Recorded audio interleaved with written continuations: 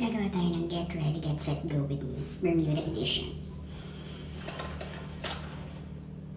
Parang hindi naman kailangan. Sige yun, hindi kailangan. First, Forever Skin Glow from my sister. Dark eh. Dark yung...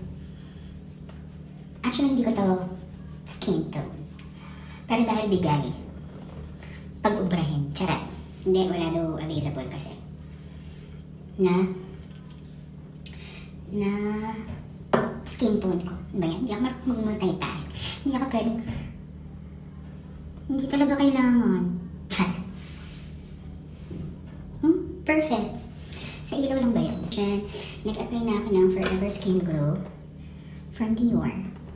And the tone is... Actually, hindi ko to skin tone eh.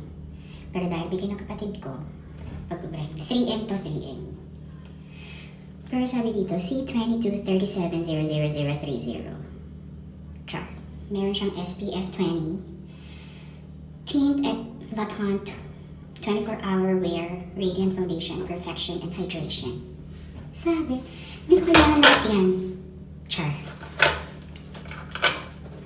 Actually, yan lang naman ang kailangan ko. Hindi ako nadalang pang hilang. Ito na lang, lip glow. Lip oil pala. Ah, tama, lip glow oil. Siyempre, nakaka-LL yung mga nagbibigay sa akin. Puro Dior. Dior girl talaga ako. Cherry oil. Thanks, Jessica. I love you. Tapos ito naman. Actually, ito yata yung makeup kit na puro sponsored. By Jessie. Nakakatita. Ito naman, kay Dada galing. Diba, sabi ko sa inyo, puro sponsor.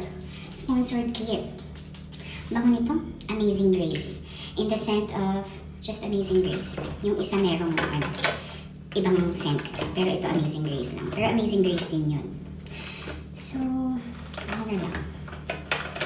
Blush. Actually, yung gamit kong blush, Rare Beauty. Kasi nga, maputi yung foundation. Medyo mauve lang yung atake ng blush para magkaroon ng konting contrast. Contrast? Keratin? Charis. Wala naman masyadong kailangan gawin. Tapos nalagay lang tayong powder. Konti lang. Ganyan lang talaga. Powder lang sa nose, sa eye bags, dito sa tea. Ayan, kasi wala naman yung kailangan pagandahin kasi perfect na nga eh. Char. Di pa ako nagsusukulay. Okay na kasi magtatali naman ako ng hair. Siyempre, dahil ito nga yung sponsor kit, mga PR kit, bigay ng kapatid kong si Kate. Ayun, ikakabit lang natin to din.